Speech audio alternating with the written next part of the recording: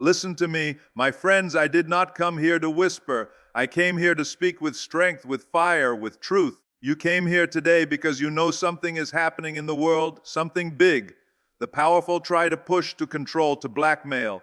But today, we talk about a leader who said no. We talk about India. We talk about courage. I want you to feel this in your bones when you stand against pressure. When you refuse to be bullied, you do not just protect your nation, you inspire the entire world. That is why you must stay with me, because what I will share today is not just a story about politics. No, it is a story about power, about independence, about strength, the strength that every one of you has inside. So open your ears, open your hearts, and listen closely, because by the end of this speech, you will walk out not just with knowledge, but with power, the kind of power that makes history. When the phone rings and it's the President of the United States, the world usually expects you to answer with fear in your voice. They expect you to say yes, to nod your head, to obey like a weakling who has no spine. That's how power games are played. One side pushes, the other side bends. But let me tell you something, my friends. This time, India did not bend. This time, India stood tall. And that is why we are here today. Because when the pressure came down like a heavy weight on the shoulders, India did not drop to its knees. India lifted that weight up high like a champion who knows what true strength means. You see, strength is not just about muscles. It is not just about how much iron you can lift in the gym. No, strength is deeper. Strength is about what you do when someone powerful tries to break your will. When someone says, do this or pay the price, and you still find the courage to say, no, we will not. That is true strength. That is what separates leaders from followers, champions from the ordinary, and that is what happened when Modi refused Trump's call.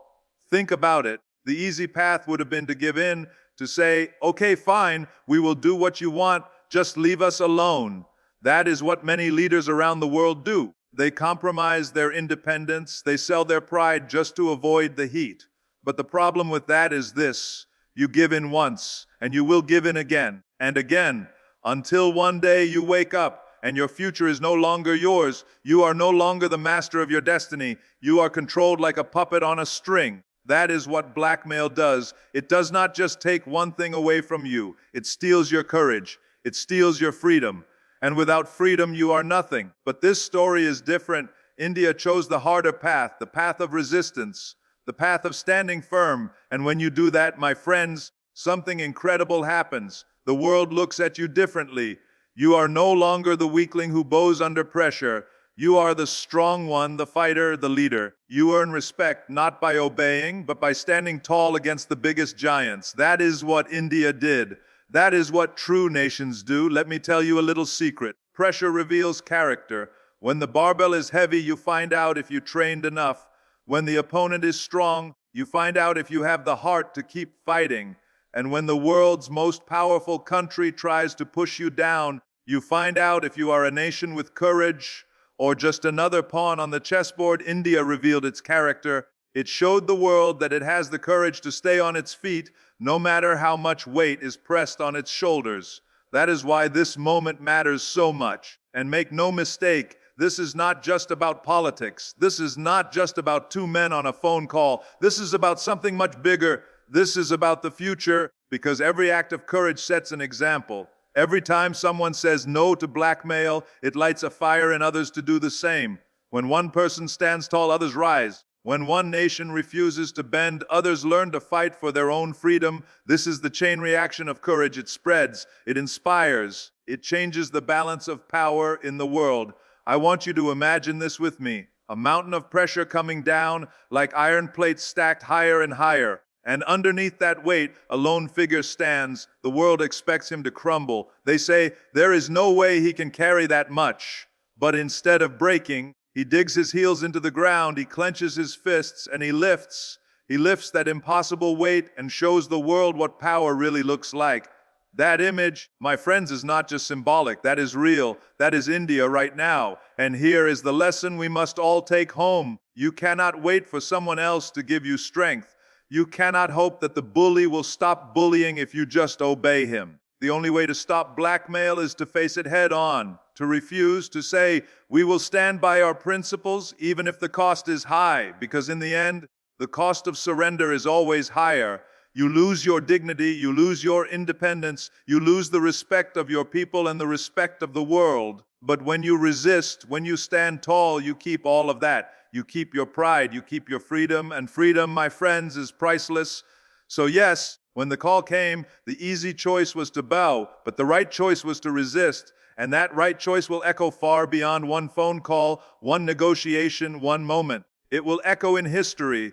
It will echo in the hearts of people who look for inspiration. It will echo every time a leader is faced with the same test. Will you bend or will you stand? India has answered that question with courage, and in doing so, it has given the world an example of what it means to be truly strong. That is why we celebrate this moment, and that is why we must carry this spirit forward, because strength, real strength, is not about domination. It is about independence. It is about dignity. It is about standing tall when the weight of the world tries to push you down, and India stood tall. Blackmail is a cheap trick. It is the act of the weak pretending to be strong. It is when someone doesn't have the courage to win fairly, so they try to trap you, corner you, make you feel you have no choice but to give in.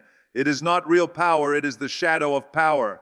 But courage, my friends, courage is the real deal. Courage is the strength that comes from inside, the kind that cannot be bought, cannot be borrowed, and cannot be taken away. That is why, when faced with blackmail, the only true answer is courage, and that is exactly what India showed when it refused to be manipulated. Let me tell you, blackmail is designed to break you. It is meant to make you doubt yourself, to create fear in your mind so you start thinking, maybe if I just compromise a little, it will go away. Maybe if I give them what they want, they'll leave me alone. But here's the truth, they never leave you alone. Once you give in to blackmail, you have opened the door. You have invited them into your house, and they will keep coming back. They will take more, demand more, control more, until you are no longer free.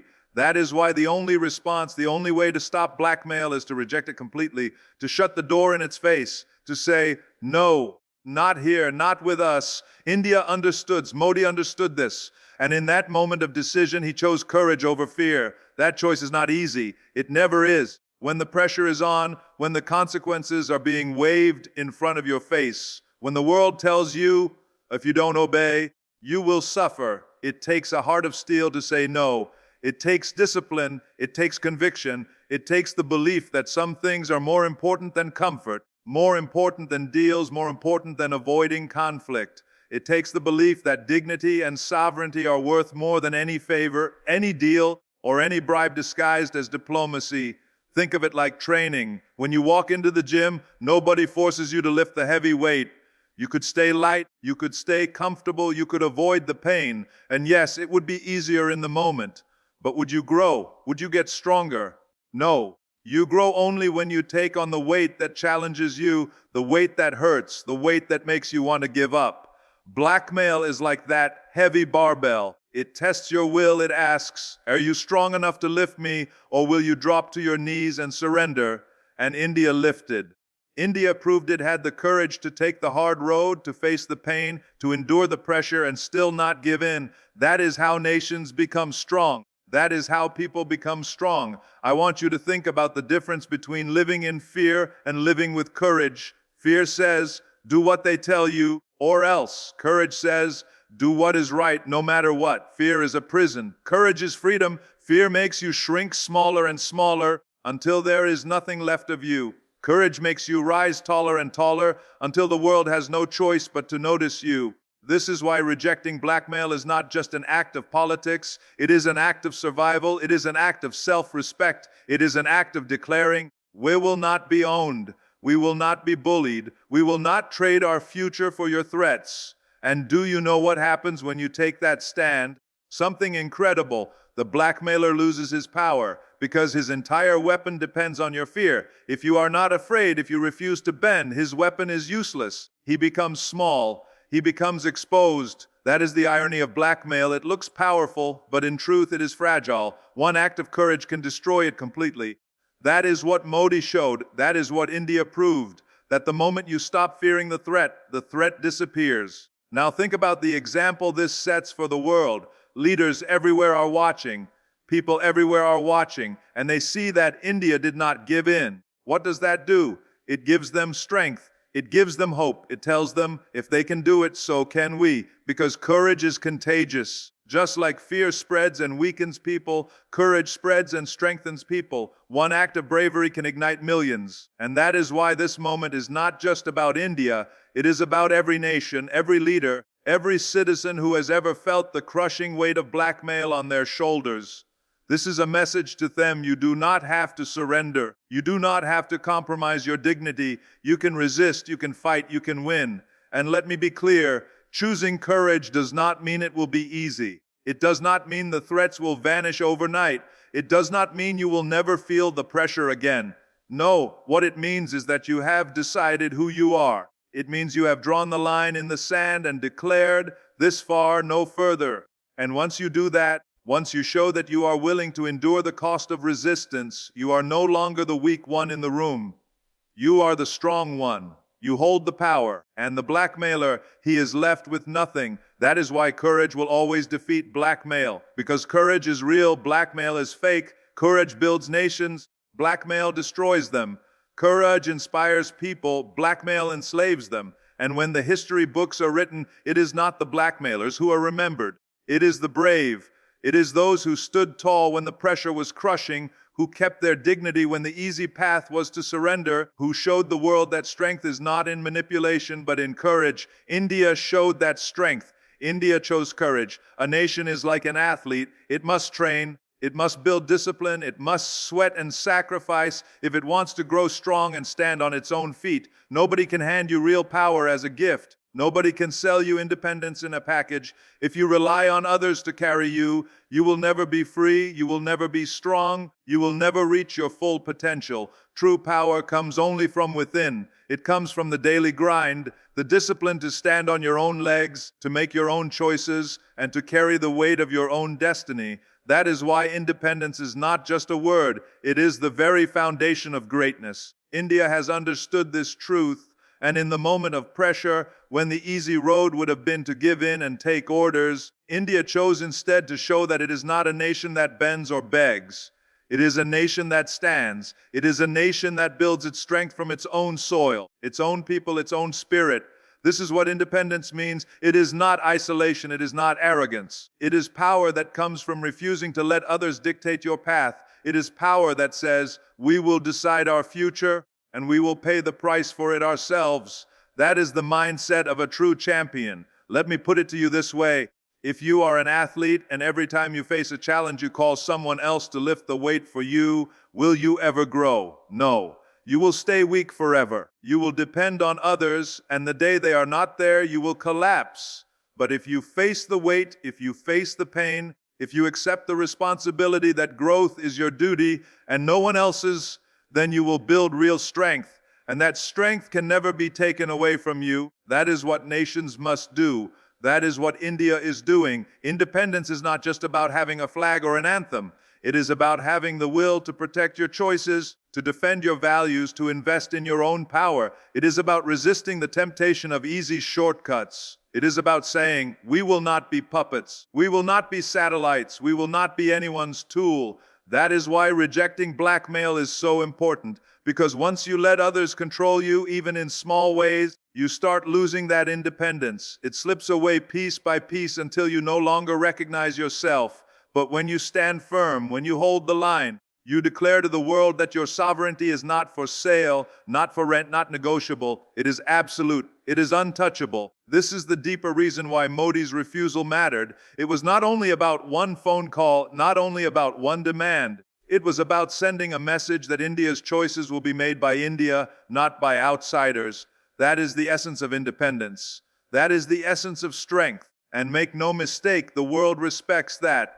Because even those who try to bully you, even those who attempt to blackmail you, deep down, they respect the one who has the courage to resist. They may not like it, but they respect it. And respect, my friends, is worth more than any concession, any deal, or any temporary comfort. Respect builds your reputation. Respect builds your influence. Respect builds your future. Let me remind you, independence is not free. It comes with a cost. Sometimes that cost is economic, sometimes it is political, sometimes it is even greater. But think of the alternative. Dependence also has a cost, And it is always higher, because dependence does not just take your money, it takes your freedom. And once you lose freedom, it is almost impossible to win it back. That is why you must guard it like a treasure. That is why you must be willing to sacrifice in order to protect it. That is why a nation that values independence will always outlast a nation that sells its dignity for convenience. India has chosen the harder road, the road of independence, and that road is not easy, it never is. But it is the only road that leads to real power. It is the only road that leads to real respect. It is the only road that leads to a destiny written by your own hands. That is why India's decision matters far beyond this moment. It is a statement of identity. It is a declaration that says we are not followers, we are leaders. We are not weak, we are strong. We are not owned, we are free. And this lesson is not just for nations. It is for every single person sitting here. Because in your life, too, there will be people who try to control you. There will be voices that try to tell you what you can and cannot do.